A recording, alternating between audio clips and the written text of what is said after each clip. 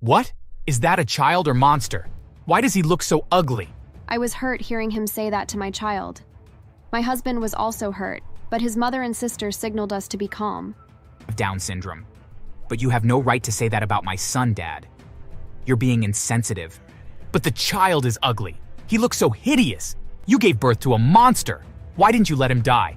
He's going to be a liability. A monstrous liability. I'd had enough of his insensitivity.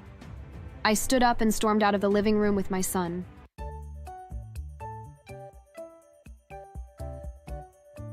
Hi there. My name's Sandra. 3 years ago, my husband and I got married. My husband, Jace, is a good man. I met him when I was working as a receptionist at a hotel. He used to visit there with his business associates. Being the friendly people that we are, it didn't take long before we became friends. On my free days, we would visit restaurants together. We both loved to find and explore new places. I was comfortable and happy with our friendship. A couple of months later, we started going out. We developed feelings for each other after being so close. Jace never failed to make me happy during our dating period. He helped me get a better job with a better pay. Everything was going smoothly. Surprisingly, barely 3 months after we began dating, Jace proposed marriage to me. I couldn't believe it. I cried so much out of happiness. After our engagement, he took me to see his family. According to him, his dad had abandoned them when he was only a child, so he barely knew him. Of course, I didn't mind. When we reached his family's house, I was received lovingly. He had one sibling who I absolutely adore. She and his mother made me feel so loved and accepted. I couldn't be happier with how things were going. We soon got married. Our marriage was a low-key one since we both wanted it that way. I was an orphan, so I didn't have many people in attendance, aside from my friends at work and a few extended families. Nevertheless, I enjoyed my wedding. After the wedding ceremony, Jace and I began our married life in the mansion he bought. Jace had a great job, so money was never a problem for us. I got a call one day, about 4 months after our wedding. It was an unsaved number, so I was skeptical about picking it up. However, I was forced to, when the number continuously kept calling me. Hello. Am I speaking to Sandra? Yes. Who are you? I was shocked when the caller revealed himself as Jace's father. Even more, he was crying. He asked to meet me up at a restaurant close to our house and said he had a lot of things to tell me and also needed my help. I didn't know whether to believe the stranger. I would have spoken to Jace about it, but the man had begged me not to. The next day after leaving my workplace, I headed to the restaurant to meet the man. Once I saw him, I immediately knew he was truly Jace's father. They looked so much alike. I greeted him and sat down. We began talking and he explained that he was sorry about leaving his family. I regret my decision, child. I wish I could turn back the hands of time. My wife refuses to see me, and I know the kids hate me too. Please help me. I didn't know what to do. I couldn't tell if it would be a good idea to help him. However, when the man began crying, I couldn't bring myself to refuse. I agreed to help him. The plan was to find a way to gather my husband and his family at their family house, then bring his father to them. I knew Jace would be mad at me for keeping him in the dark, but the man was my father-in-law. Also, I thought it was good since he'd accepted his mistake and was willing to correct it. 2 weeks later, I was finally able to gather us all at Jace's family house. After dinner, I announced that I'd brought someone with me. That was after Jace's father texted to inform me that he was outside the house. I immediately replied and asked him to come in and show himself to the curious people.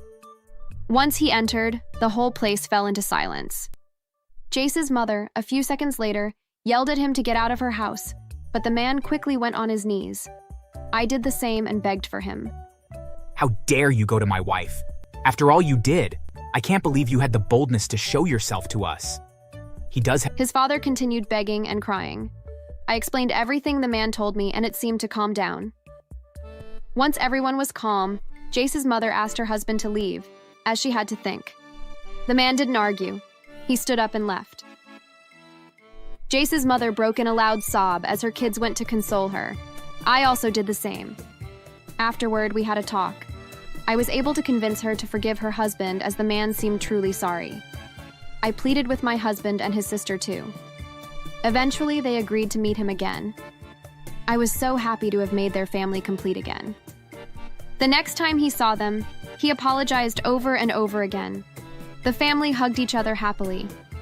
They decided to start afresh and let the past be buried. I did ask him how he got to know me, and I discovered that he'd been watching the family for long, but was too afraid to approach them. Seeing the love they had for me encouraged him to approach me. 3 months after the reunion, I got pregnant with our first child.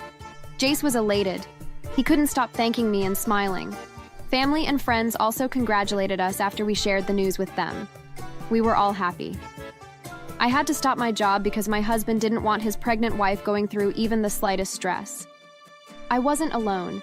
Whenever Jace was away, his sister would spend time with me. And when his sister wasn't available, his mother was there. We were all happy. Well, that happiness didn't last long. My baby was born with Down syndrome.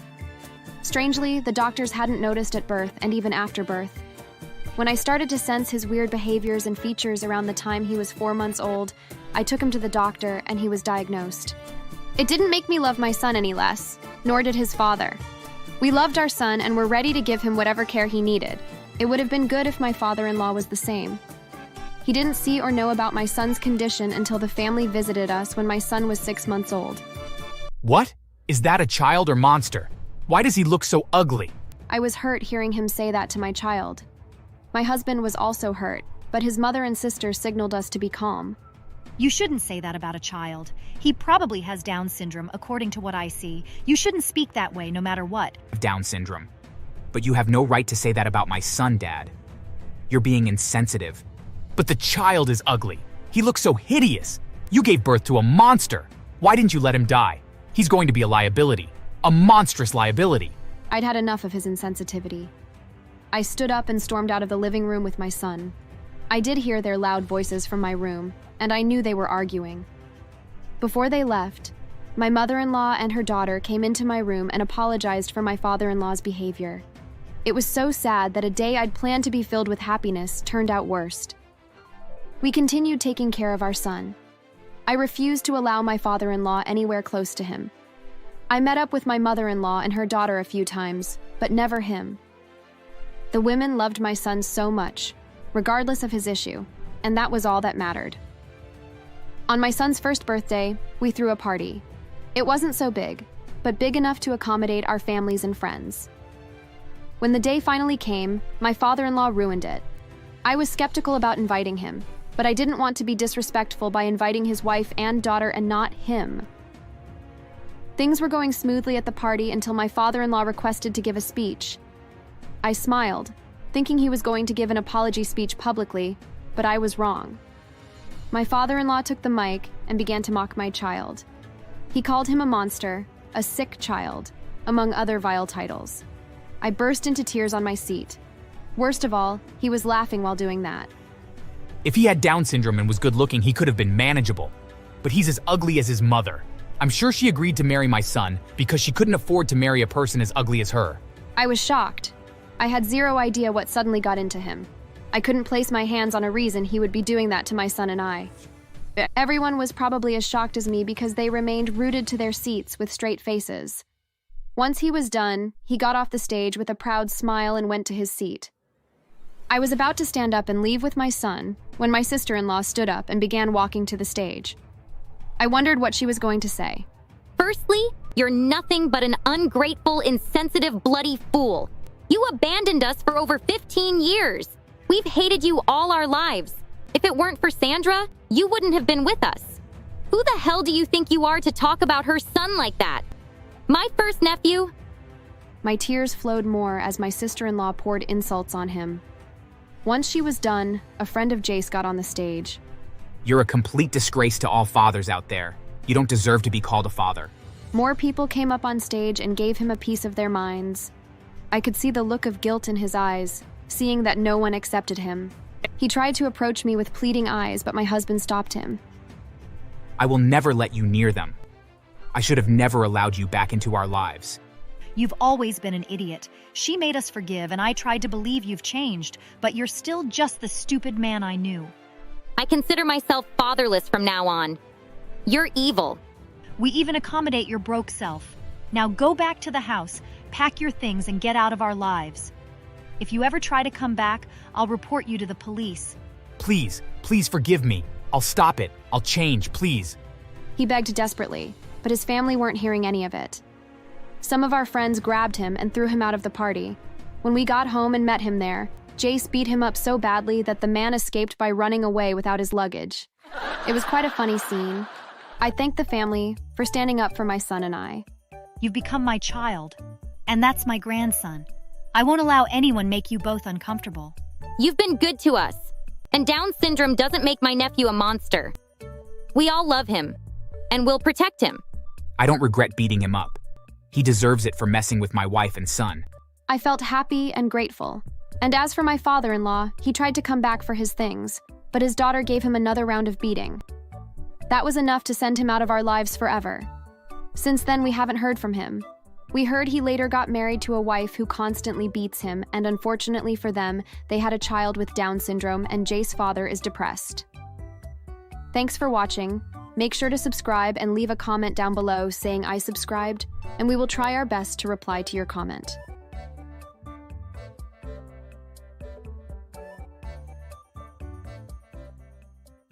I'm too scared to live in the same house with her. Send the cursed child away. My heart shattered when my dad pushed me out of his house and his life, believing Melinda's words. I went over to my aunt's. She was disappointed in me, but also in my dad, who she thought was stupid. We let my grandparents in on everything, and they stormed my dad's house.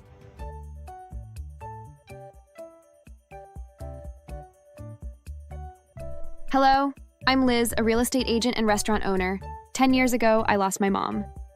Prior to her death, our family was a happy one. My parents were the best. Their love story was interesting. My mom was an introvert who spent most of her time in the library, while my dad was an extrovert who was always partying. After college, my mom got a job at a high-class restaurant as a chef, while my dad started his own company. They'd both met one day, when my dad and his workers came to have lunch at the restaurant my mom worked in. They'd enjoyed the meal so much that my dad had asked to see the chef to personally thank her. Another time, they happened to come across each other at the beach some other time and exchanged contacts. What started as a normal friendship soon progressed to a romantic relationship 6 months later. They were head over heels in love with each other. They would go on dates, have fun, and simply enjoy each other's presence. Eventually, after 1 year and a couple of months later, my dad proposed marriage, and my mom was the happiest woman when he did. I can remember her wide smiles whenever she told me about that special day. After the proposal, he took her to see his parents, and they loved her. My mom was an orphan, and my dad's parents were kind enough to never make her feel that. Even at the wedding, she never felt the absence of her parents. There was love overflowing from every corner. According to my parents, my birth completed them. My mom had stopped working to make time for me. No, my dad didn't make her stop. She wanted to fully enjoy motherhood. Our family was beautiful. I attended the best school. I wore beautiful clothes and ate whatever I wanted. My parents spoiled me. Of course, not too much so I didn't turn out bad. I loved my family and prayed daily to end up with a man like my father. That wish died, though. I was 15 when things began to go bad. My mom was sick. She began to look weak and grow lean. When it started, my dad was away on a 6-month business trip. My mom didn't tell him about what was going on. She made him believe that everything was fine, but the opposite was the case. My mom wasn't doing well. Twice I caught her throwing up, and when I looked, there was blood there. On different occasions, she had to rush out of the dining table to wipe her bleeding nose. I was so worried, but I couldn't do anything but await my dad's arrival. Eventually, he did. After 6 months, my mom had gotten worse. He was shocked to his bones when he saw her. My mom had tried to act tough and smile it off, but I refused. I told my dad everything, and he panicked. He didn't even get to shower before he quickly took her to the hospital. I remained at home, praying for my mom to get well. That night, my dad returned home alone, wearing the saddest expression I'd ever seen in him.